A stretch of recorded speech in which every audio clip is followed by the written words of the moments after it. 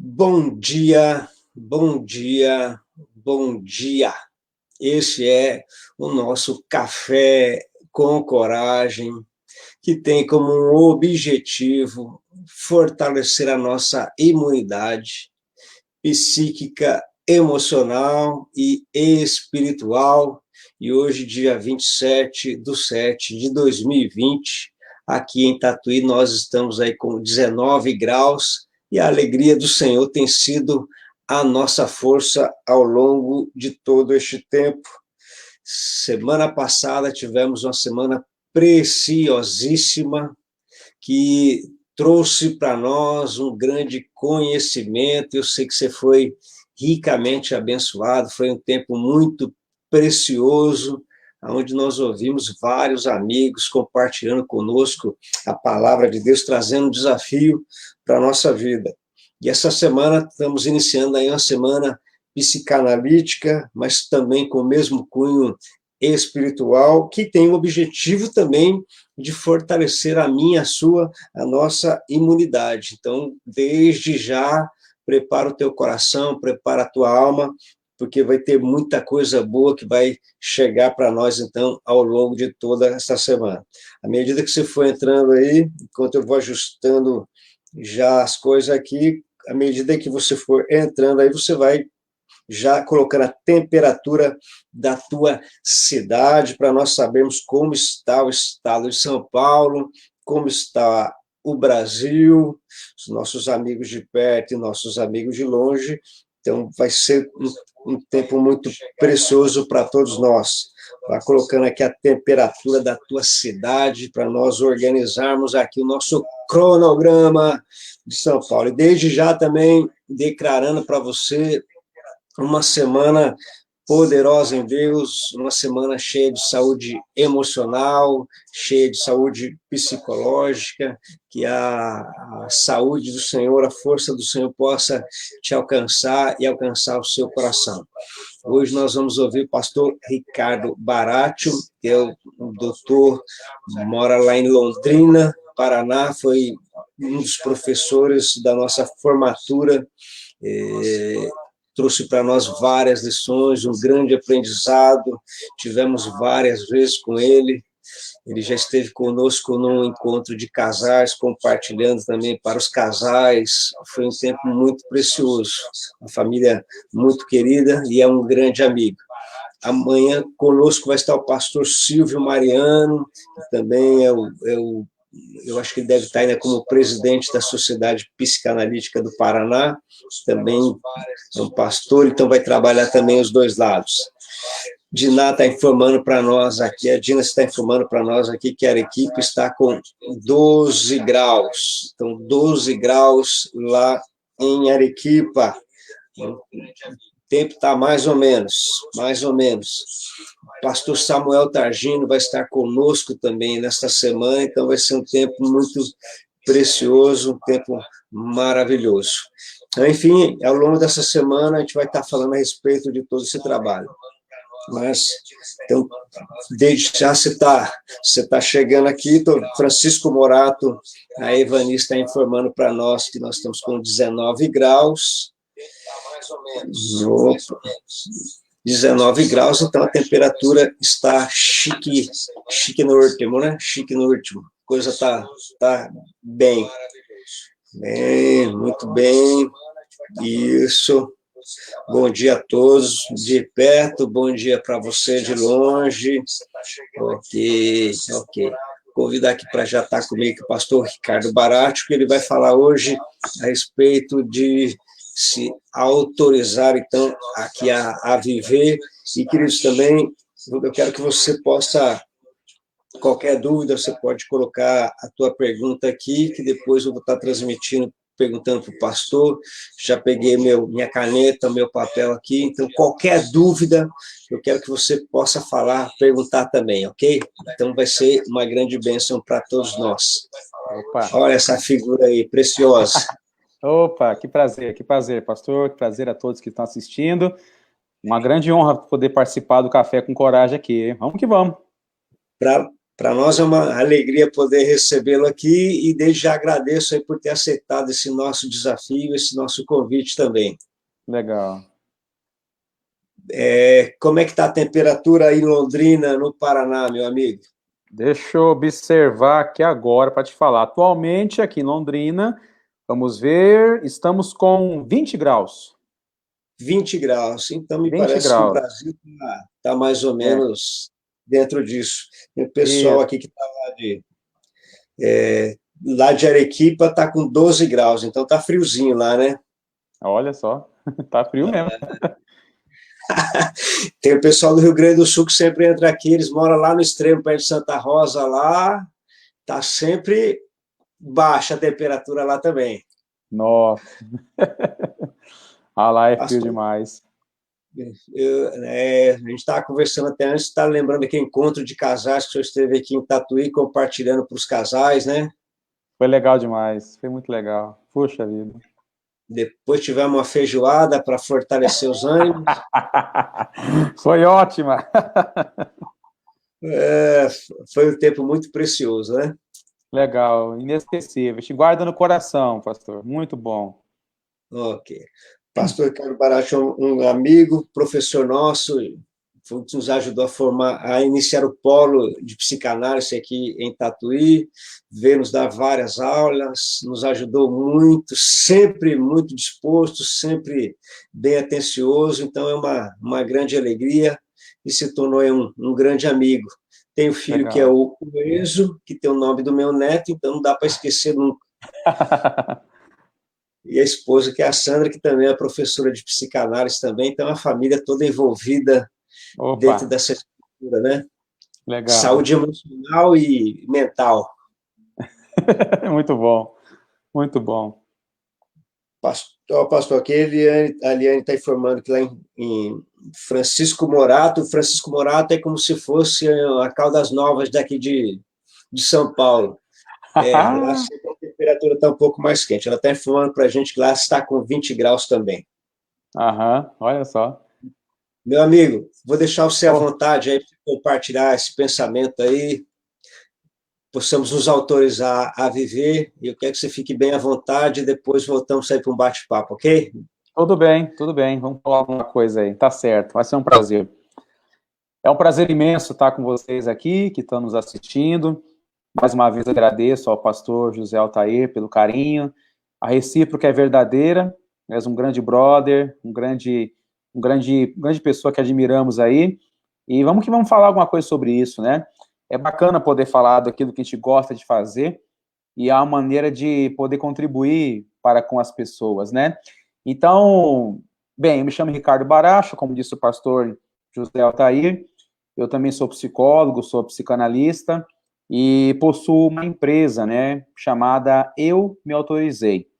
A Eu Me Autorizei é uma empresa de cursos online e também de palestras, embora agora não estamos podendo fazer palestra por causa da pandemia, mas a proposta da Eu Me Autorizei também tem a ver com palestras e cursos online, como já falamos, e o nosso slogan é capacitar as pessoas a uma vida de excelência, né?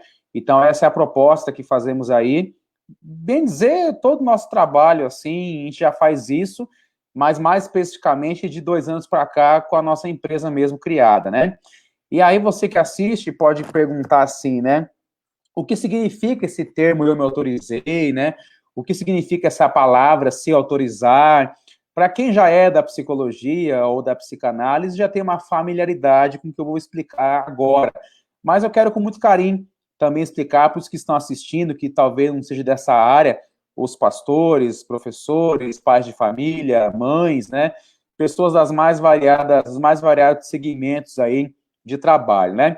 Muito bem, quando falamos de se autorizar, que virou o nome da nossa empresa, o se autorizar tem muito a ver com o que um psicanalista, em específico, falou no século passado. Falamos muito da psicanálise e é muito comum lembrarmos do Freud, né?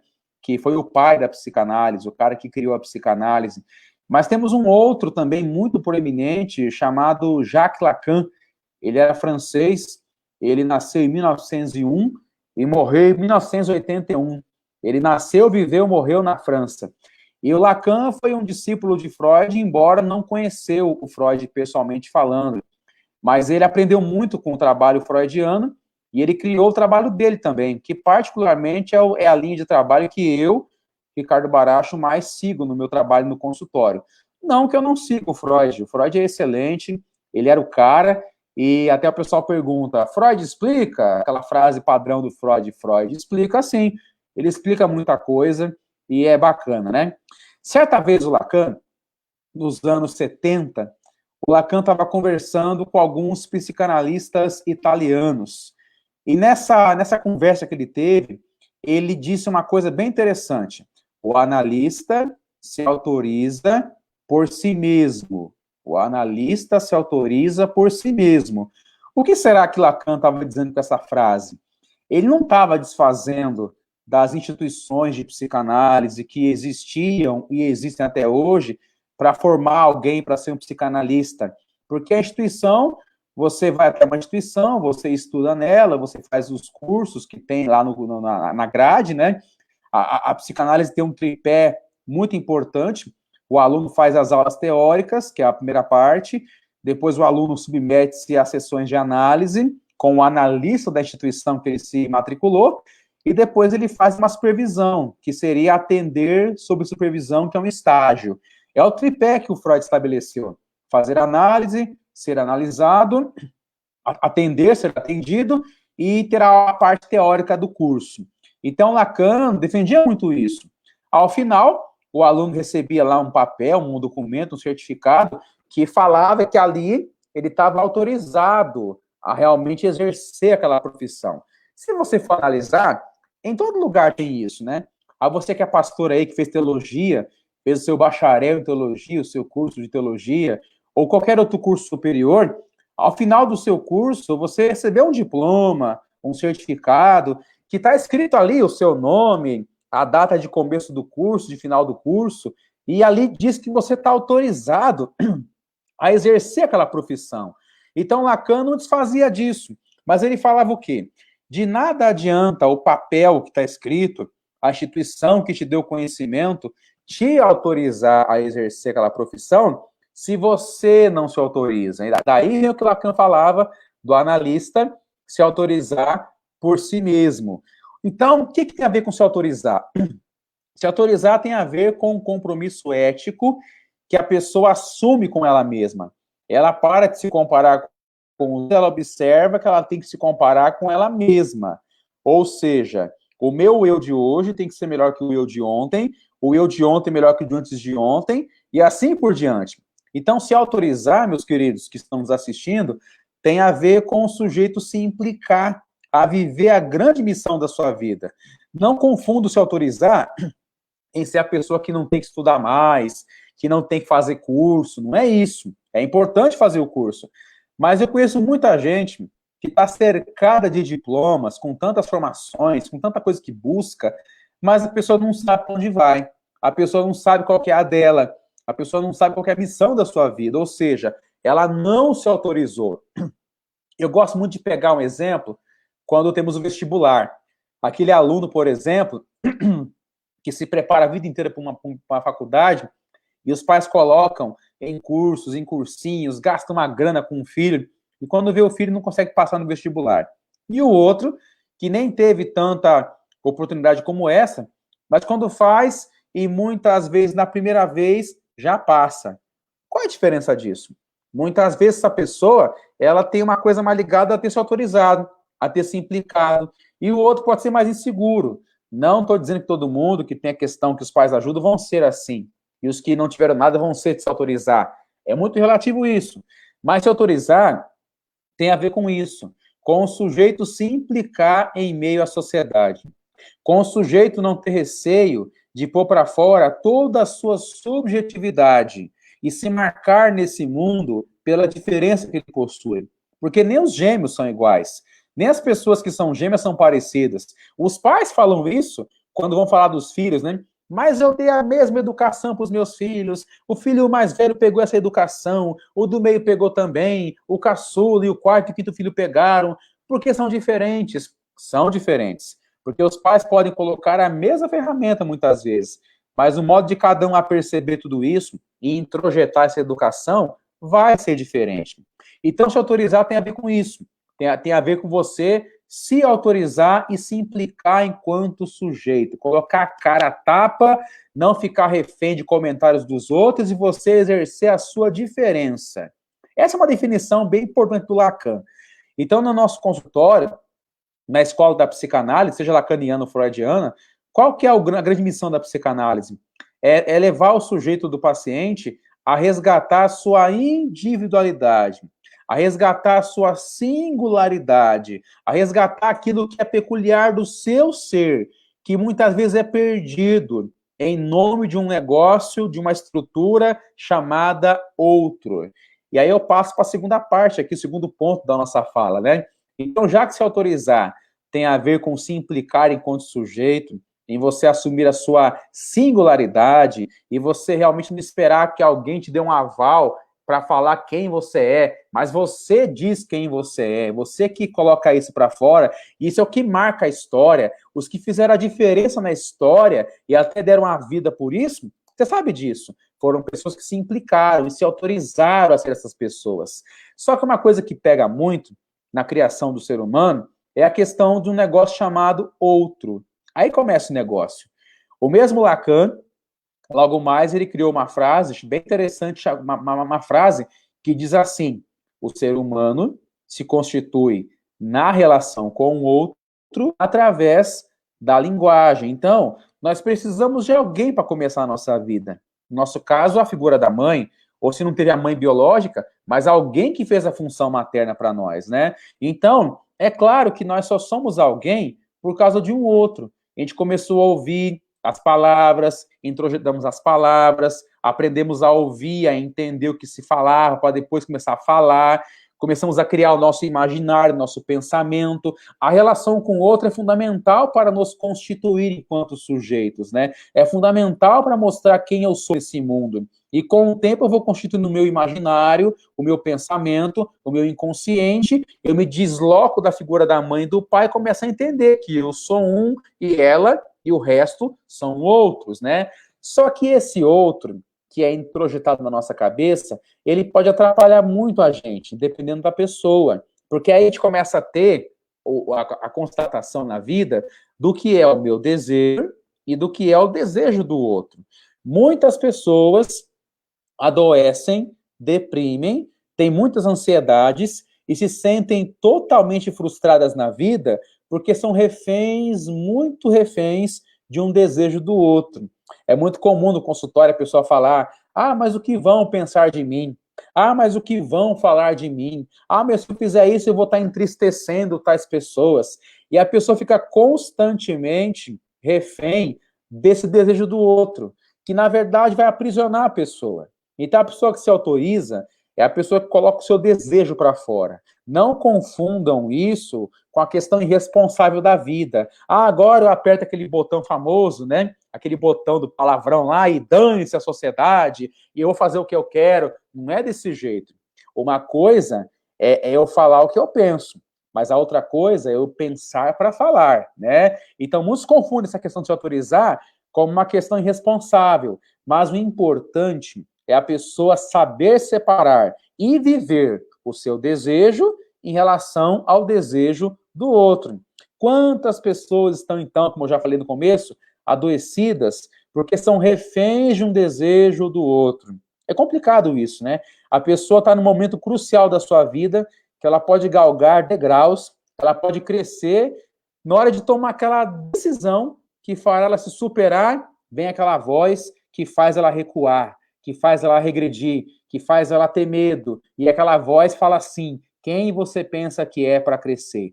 Eu lembro de uma pessoa que eu atendi uma vez, que toda vez que ela chegava numa loja de carros 0 quilômetro, para comprar o carro, na hora de fechar o negócio, vinha aquela fala do pai. O pai falava o quê para aquela pessoa na infância dela e juventude? Olha, meu filho, o carro do pai, que era um carro usado, um dia vai ser seu, e você vai ter esse carro aqui.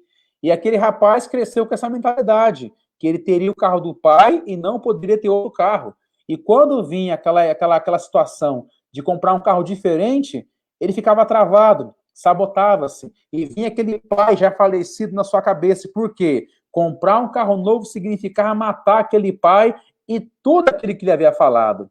Quantas pessoas, então, estão assim, como nesse caso que eu estou citando, reféns de um desejo do outro, reféns de uma opinião do outro. E aquele que se implica na vida e se coloca como diferente e põe o que acha, vai ser criticado, vai ser chamado como louco, rebelde, enfim, infringidor de regras, mas nem sempre é assim, pessoal. Então, a primeira coisa é essa, é realmente deixarmos o desejo do outro. No consultório, a pessoa começa uma terapia e é muito comum ela chegar lá falando que ela está no mal-estar por causa que alguém faz isso com ela. Seja o marido, a esposa, o filho, o patrão, alguém da família, um colega, né? E ela pensa que a cura vai ter a ver em fazer o outro mudar, em fazer o outro revelar, em fazer o outro atender às próprias expectativas. E não é assim. Na caminhada da análise, a pessoa percebe que a cura não é a pessoa mudar para nós, mas é eu mesmo me posicionar diferente em relação a ela e em relação à vida. E aí eu saio daquela posição de vítima. A vítima é aquela pessoa que começa a análise, né, colocando a culpa da vida dela nos outros, e ela sai da posição de vítima e ela vai para a posição de analisando, ou seja, analisando é aquele que para de ser vítima e fala o quê? O que eu posso fazer para mudar a minha situação? Eu fazer. Porque se eu ficar esperando o outro me reconhecer, me valorizar, me dar aval, eu me coloco na mão do outro, eu me coloco no desejo do outro, eu me coloco na negativa do outro. É uma coisa muito complicada isso. E a nossa criação, muitas vezes, ela leva a isso, né? A gente ficar muito refém do outro e alguém vai ficar triste por eu estar diferente. É muito comum na análise, quando alguém está em análise, a família ou as pessoas próximas começar a falar: ah, você está diferente, ah, você mudou, ah, você não é mais a mesma pessoa. Só que não é que piorou a pessoa, ela está tão somente saindo de um campo de um desejo do outro. Mas aqueles que ficavam ali, parasitas, ganhando com aquilo, vão parar de ganhar. E vão falar que agora a pessoa mudou, que ela piorou, que a terapia não está servindo de nada, e não é bem assim. Então, se autorizar tem a ver com isso mesmo, né? Se implicar enquanto sujeito e deixar o desejo do outro para ter o próprio desejo. Não confundam isso com egoísmo, tá? Não sinta-se culpado em fazer o bem para você, tá? Isso até para quem é pastor aí que está me assistindo sabe disso, né? Um princípio da Bíblia é esse, né? Você ama o próximo, mas depois de você se amar. Se amar não tem a ver com egoísmo. Há aqueles que se amam de modo egoísta, de um modo negativo, narcisista, que só pensa em si, mas é importante você se amar primeiro, para você se valorizar, porque só assim você vai conseguir amar o outro. É a velha máxima do avião, quando a aeromoça vem dar aquela orientação. Se porventura precisar usar máscara, coloque primeiro a máscara em você, para depois colocar a máscara no outro.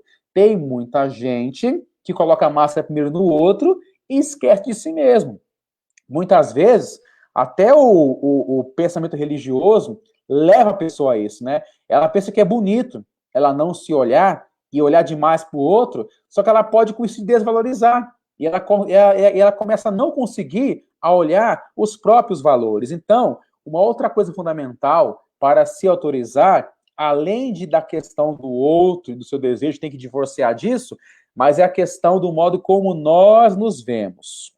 Como que você se vê? Como que você se vê de um modo que ninguém sabe? Quando você está se olhando no espelho, quando você está sozinho dirigindo o carro, quando você está tomando banho, quando você está sozinho, em termos gerais, daquele modo que ninguém sabe. O modo como nós nos vemos será o modo como o outro nos verá, muitas vezes. O modo como nós nos tratamos poderá ser o modo que o outro nos tratará, muitas vezes.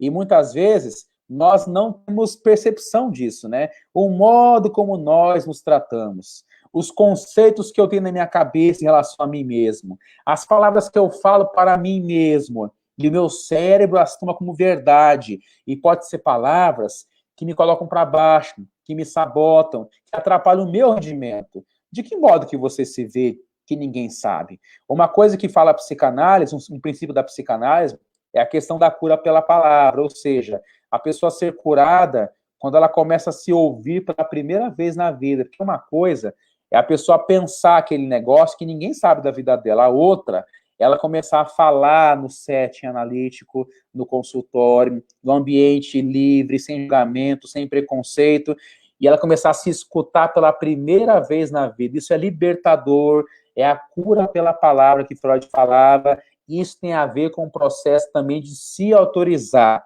E quando ficamos ali de um modo que nos vemos de um modo muito negativo, o modo como nós nos vemos fará toda a diferença, porque eu posso, com isso, criar expectativas em relação às pessoas, por exemplo, né? E aí eu volto naquele movimento de esperar o desejo do outro, esperar que o outro valorize, esperar, sempre por esse outro. Nós não podemos comparar-nos com as outras pessoas. A comparação, pessoal, é uma fonte de muita infelicidade. Quantas pessoas cresceram e os pais falavam, você tem que ser que nem fulano, que nem Beltrano, que nem Ciclano, porque você não faz igual fulano? E quantas pessoas ficaram com a psique destruída, porque se achavam as mais inferiores da vida. E com isso, foram pessoas que se tornaram com grandes tons de expectativa de esperar pelo outro, esperar que o outro valorize, esperar que o outro fique aguardando, esperar que o outro reconheça. Se você ficar esperando o outro te reconhecer, você fica na mão do outro. É complicado isso.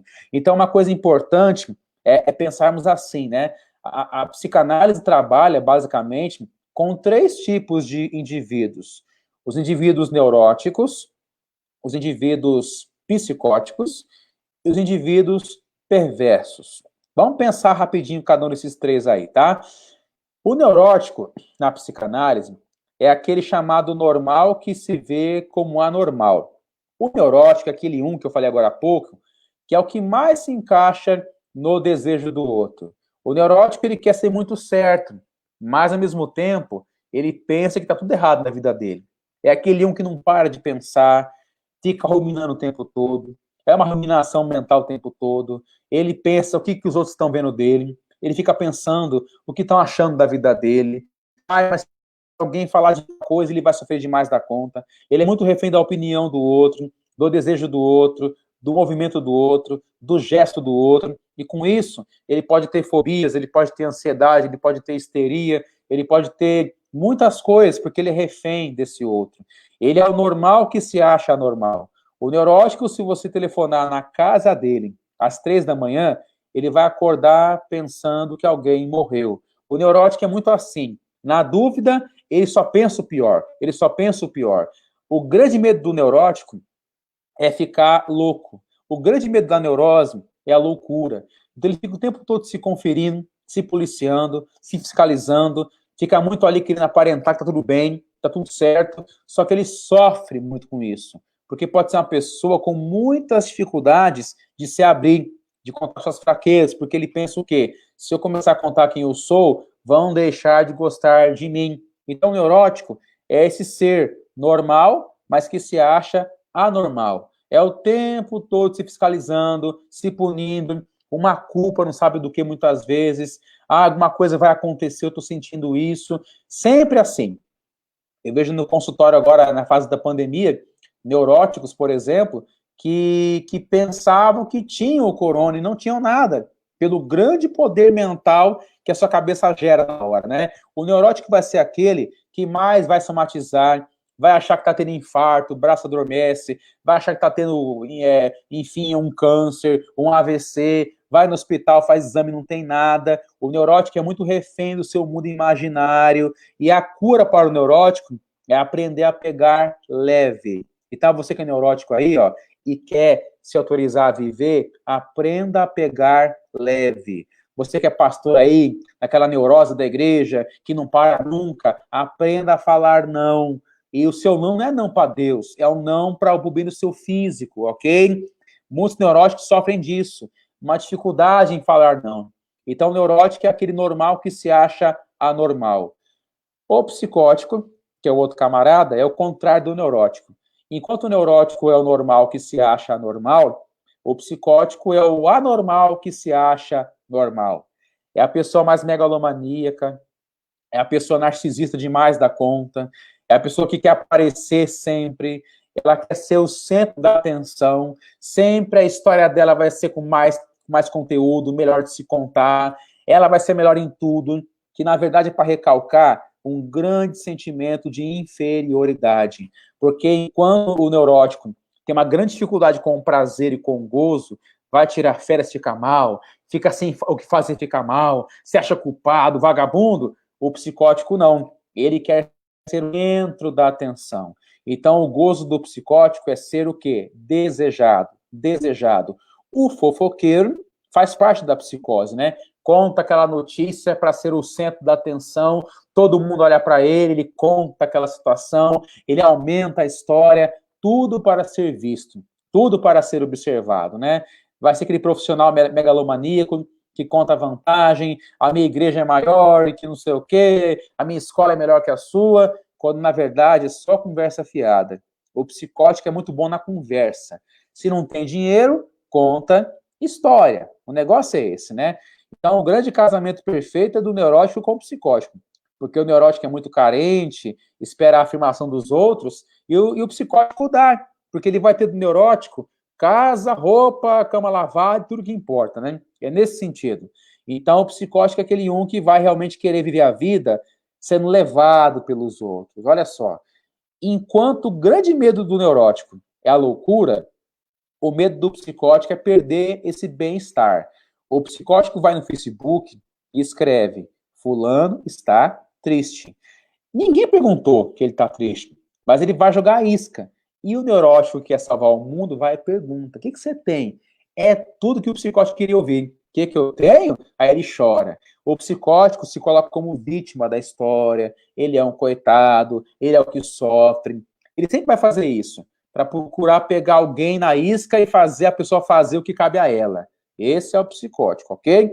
Pode ser aquela tua cunhada lá, que no domingão, no almoço da família, fica deitada no sofá, não ajuda, e as demais noras falam para a sogra, mas ela não ajuda. E a sogra fala assim: tadinha, você tem que entender ela tá com a unha encravada, ela não pode andar para lavar louça. E o psicótico vai assim, dando golpes em golpes no migué, vamos colocar essa conversa aí nesse sentido, para tirar vantagem. E por fim, temos o perverso. O perverso é uma coisa mais complicada, né? Você pega a palavra perversão. Per é pai, versão é aversão. Ou seja, o perverso é aquele que tem aversão à figura paterna, que não necessariamente tem que ser o homem, mas figura paterna no sentido da lei.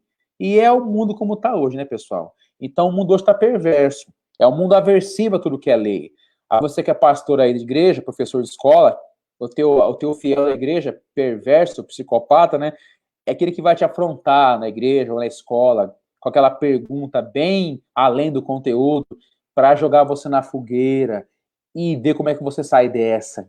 Porque o gozo do perverso é chocar, é jogar a polêmica, é jogar o constrangimento, é ter gozo através do sofrimento do outro. Esse é o perverso, né? Então, o perverso não vai ter sentimento de culpa. E o perverso, pegando o gancho com a pandemia, é aquele que sabe que tem que usar máscara, sabe que tem que usar álcool gel e desobedece às regras, né? A televisão mostrou agora há pouco aí, né? Um rapaz aí, só porque tinha um cargo lá, enfim, não usava máscara, e quando a polícia o abordou, ele xingou ainda. Quer dizer, a pessoa não consegue se encaixar numa lei. E o mundo de hoje está como está por causa disso. Porque antigamente, pessoal, a nossa sociedade era mais verticalizada.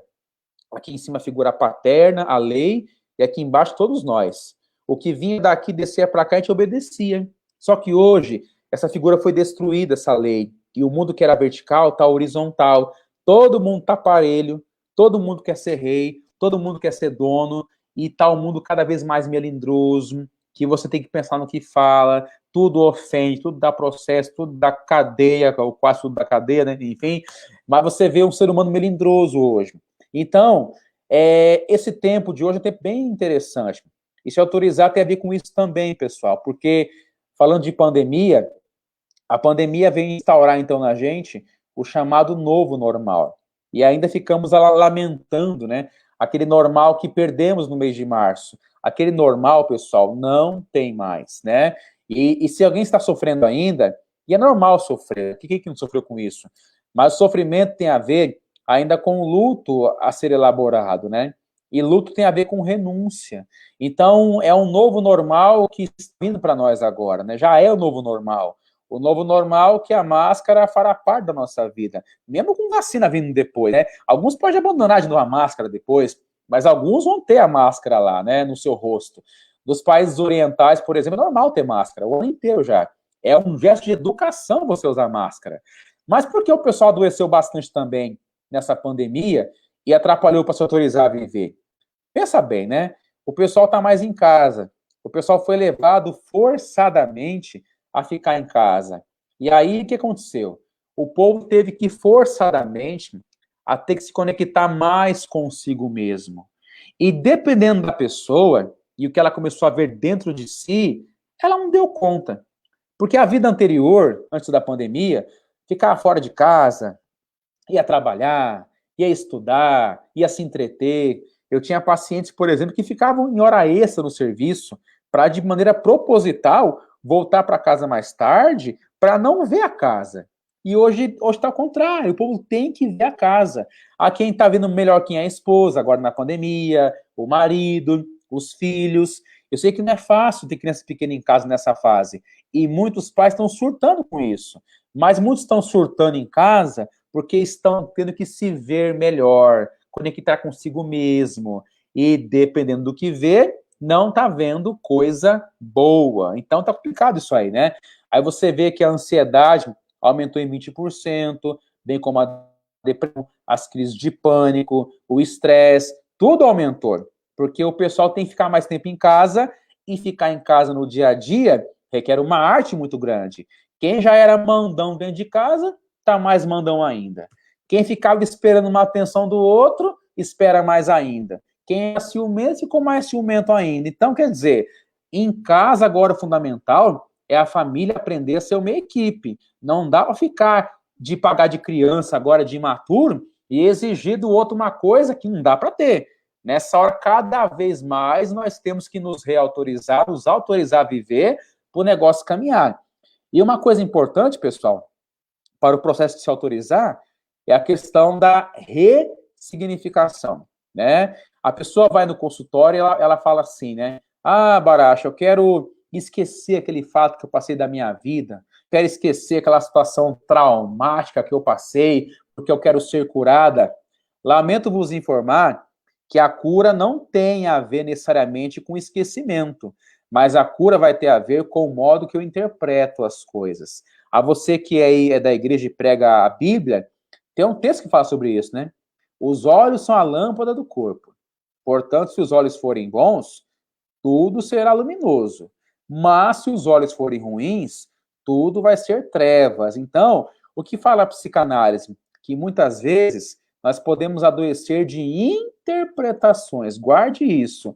O modo como nós damos significado às coisas. O modo como nós damos significado e compreensão às coisas, né? Então, uma coisa importante para se autorizar a viver é a seguinte questão: mude o seu significado, mude o modo como você está vendo as coisas, mude o modo como interpreta as coisas, para aí sim os resultados serem diferentes. Nunca foi tão importante ressignificar e se reinventar como nos tempos de hoje. Ressignificar tem a ver com o processo de se autorizar. Reinventar-se também tem a ver com o processo de se autorizar a viver. Então, se autorizar tem muito a ver com o significado que eu passo a dar às coisas, né? Se você continua dando o mesmo significado a um fato da sua vida ou alguém da sua vida, isso vai atrapalhar a sua saúde emocional, isso pode até abaixar sua imunidade e pode fazer você ter doença física, pessoal. 95% de nossas doenças físicas começam muitas vezes com um pensamento que eu começo a deixar ele crescer na minha cabeça, aí vem a mágoa, vem a decepção, vem a tristeza. Ah, Baracho, então eu não posso ficar chateado com alguém que me fez o mal? Você pode ficar, mas tudo vai ter um tempo. Se a chateação, a mágoa, atrapalha a sua vida anos depois, é fundamental rever isso. É fundamental ajustar esse caminho. Daí vem a importância, pessoal, de buscar a ajuda terapêutica. É importante isso. Estamos num tempo agora que o pessoal busca ajuda terapêutica, né? O argentino, que é nosso vizinho aqui na América do Sul, é uma cultura que busca muito mais terapia, ou análise, ou psicologia, do que o brasileiro. Ainda existe muito preconceito no nosso meio quanto à questão analítica, ou terapêutica, ou psicológica, ou psicanalítica. Ah, mas eu não sou louco. Eu não sou louco. Eu não vou buscar. Tá achando que eu sou louco? Eu sou louco, pessoal. O louco não busca ajuda. O louco está com o pé fora da realidade. Ele vai ser levado à ajuda por alguém que está com o pé na realidade, pessoal. Mas muitas vezes esse preconceito é muito complicado. Por quê? Eu posso me medicar e buscar ajuda.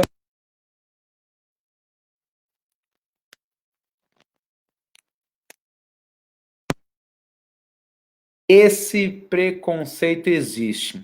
Eu atendo pastores, eu atendo padres, líderes religiosos, dos mais variados segmentos, que tiveram depressão, que tiveram pânico, que tiveram crise de ansiedade, que tiveram que se afastar do trabalho religioso para poder se curar, né? Enfim, e quão importante foi fazer isso, né? Eu lembro de uma época que se falava isso, né? Mas como assim você que crê em Deus está com depressão? Como assim você que busca ao Senhor Jesus ou qualquer outro Deus que for, você falar que está desanimado, que está com tristeza, depressão, como se fosse uma culpa da pessoa ou uma falta de confiança nela ter depressão? Pessoal, a depressão, transtornos de ansiedade, muitas vezes, têm origens químicas do cérebro.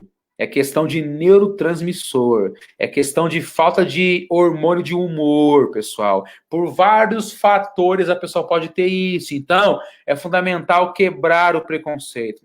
Quebrar o preconceito e buscar, sim, auxílio terapêutico. Buscar, sim, ajuda psicológica. Eu já atendi pastores, por exemplo, que por vergonha de serem vistos indo ao analista, buscavam terapia em outra cidade, para ninguém ver, para ninguém saber, porque o preconceito, ou aquilo que alimenta também, é muito complicado. Você que tem uma liderança aí, ó, seja eclesiástica ou secularizada, para de alimentar essa imagem de que você é o diferentão, de que você é o ser idealizado, você é ser humano com qualquer pessoa. E manter essa posição acima dos outros vai te trazer doenças emocionais, físicas e até familiares. O negócio é esse. Então, é claro, nós somos uma alma, nós somos um espírito, nós temos um corpo e temos que cuidar de nós nessas 3, 4, 5, 6 frentes que nós possuímos aí. É claro que falar de espiritualidade, não de religião, mas espiritualidade é uma coisa muito bacana. A ciência já reconhece o poder da espiritualidade no cérebro humano, né? Pesquisas feitas já mostraram isso. Um cérebro que busca espiritualidade e o que não busca. A diferença que há no cérebro que busca espiritualidade. Ele aciona áreas do cérebro que dão muito bem-estar e a pessoa tem resiliência com isso. Então, a questão da espiritualidade tem muito a ver na pessoa ter um sentido para a vida. A oração, por exemplo, é um grande remédio eficaz para a vida emocional. Porque na oração, a pessoa ativa o sistema de recompensa do seu cérebro para gerar serotonina, os hormônios do humor, do bem-estar, da segurança. A oração e a espiritualidade são grandes ferramentas, porque dão à pessoa que busca a ideia de que há um ser que está no controle de todas as coisas e de que a sua doença, sua angústia, o seu mal-estar não tem a palavra final. E a espiritualidade também nos mostra a ideia de quão bom saber que alguém acima do ser humano cuida do universo, né? E também tem a ver a espiritualidade com a questão da pessoa ter um sentido para a vida. Na vida nós temos 2 dias importantes: o dia que nascemos e o dia que descobriremos para que nascemos. Muitas pessoas que eu já atendi no consultório nasceram, mas não sabem o porquê nasceram. Já casaram, separaram, já mudaram, já abriu empresa, fechou empresa, já mudou, já viajou e ainda falam: Baracho, eu não sei qual que é o sentido da minha vida. Eu não sei por que e para que eu nasci. E tudo isso, pessoal, tem muito a ver com a questão, então, de se autorizar a viver. Quanto mais cedo a pessoa entender que ela deve se autorizar a viver, mais ela vai estar próxima da sua grande missão da sua vida. Mais ela vai resgatar a sua singularidade. E mais ela vai realmente contribuir para um mundo melhor. Estamos num tempo que nunca foi necessário, tão necessário, eu me autorizar a viver. Eu me implicar enquanto sujeito e fazer a diferença nesse mundo, pessoal. Nós nascemos, um dia falou Lacan, né? Nós nascemos na expectativa do outro, mas fazemos análise para sair da expectativa do outro. Deixar a expectativa do outro, fazer esse percurso, se autorizar a viver. E é isso aí, pessoal. Se autorizar a viver é uma coisa libertadora que não tem a ver com rebeldia, com dane-se a humanidade, agora só pensa em mim. Não é isso. Mas é você se implicar enquanto sujeito e realmente, pessoal, ter gozo sem sentir culpa. O que falou um dia Lacan? A função da psicanálise é produzir um gozo, um bem-estar, sem trucidar o corpo. Né? Porque o neurótico, muitas vezes, que eu falei no começo do neurótico, ele pode até adoecer quando triunfa. Quantas pessoas adoecem quando triunfam? Né? É até aquela foto que tem no Facebook daquela criança que está no primeiro lugar no pódio e está chorando. E o outro está no terceiro lugar e está sorrindo, celebrando. Quer dizer, olha como tudo é uma questão de perspectiva. Você que me assiste aí, quer se autorizar a viver? Procure auxílio terapêutico, procure um profissional, procure um mentor, procure ajuda e comece a mudar a perspectiva que você tem de você e da vida para ter saúde e vida em abundância. Meus queridos, é isso aí, é isso aí. Meu brother Zé Altair, tamo junto. Obrigado aí, é isso aí. Pastor Ricardo Barati, obrigado aí por essa explanação, por esse pensamento, por essa direção. Tenho certeza que esclareceu muito, porque o objetivo do Café com Coragem nasceu na pandemia com esse objetivo de aumentar a imunidade psicológica, emocional e espiritual também. E hoje eu tenho certeza que abriu muito o leque para os nossos queridos.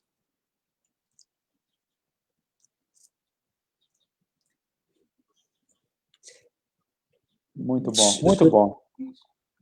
Eu tenho dois cursos aí que estão ou vão estar à disposição também online, né? Sim. Rapidamente fala para nós aí desses dois cursos aí também, o que eles podem fazer para adquirir. Falo sim.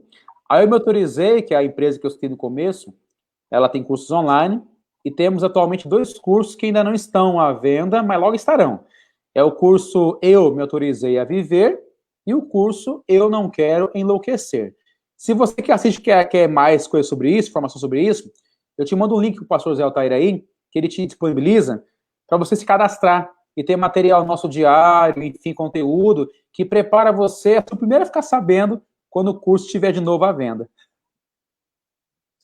Ok. Pastor Ricardo, Deus abençoe. Um abraço Amém. na Sandra. Um abraço no Êxito.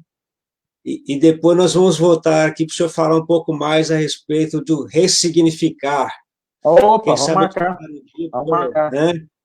Eu tenho certeza aqui que todos também querem ressignificar a sua vida e descobrir o propósito pelo qual estão neste mundo, né? Legal, legal. Eu agradeço muito a oportunidade também. Deus nos bendiga sempre aí.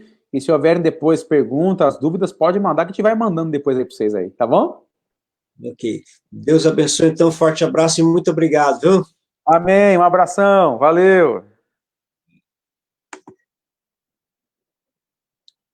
Meus queridos irmãos, por isso que é muito bom nós termos amigos, pessoas que a gente pode procurar, sempre somar. Pastor Ricardo é uma pessoa que sempre que você chama, está atento, sempre te auxilia, sempre está junto. Então, é bom nós termos amigos assim, que fazem parte da nossa jornada, da nossa caminhada. Ninguém que vai caminhar sozinho vai chegar tão longe quando nós temos pessoas que vão somar junto conosco. Esse é o processo da mentoria, de estar junto. Então, eu participo hoje de vários profissionais da área também, que Deus abençoe a sua vida, que é crescente. Amanhã, conosco, vai estar o pastor Silvio Mariano, que é psicanalista também, é presidente da Sociedade Psicanalítica do Paraná, matemática também muito importante. Na quinta-feira, o pastor Samuel Targindo também vai estar compartilhando. Todos são grandes amigos que vão somar para todos nós. Então, Deus abençoe a sua vida. Se você tiver alguma dúvida, você pode mandar para mim aqui, e depois eu vou transmitir isso ao pastor Ricardo Barage, com certeza, com muito prazer, ele vai estar respondendo as suas perguntas e interrogações também, ok? Em todo tempo e em todo momento, se Deus é por nós, quem será contra nós? Aquele que não poupou o seu próprio filho, e com ele também nos dará todas as coisas. Deus abençoe demais a sua vida, Deus abençoe demais o seu dia, Deus abençoe demais a sua semana, e que você, como família, possa estar se empoderando no Senhor e na força do braço do Senhor. Deixe o seu comentário se você gostou, qualquer outra questão, se não, ficou com dúvida ou se esclareceu, porque tudo isso sempre a gente manda um feedback para as pessoas que nos ajudam aqui também no nosso trabalho. Ok? Deus abençoe, um beijo no teu coração, um ótimo dia de vitória para você, um forte abraço no teu coração e Deus te abençoe muito. Deus é fiel. Até amanhã às 10 em mais um Café com Coragem. Um forte abraço.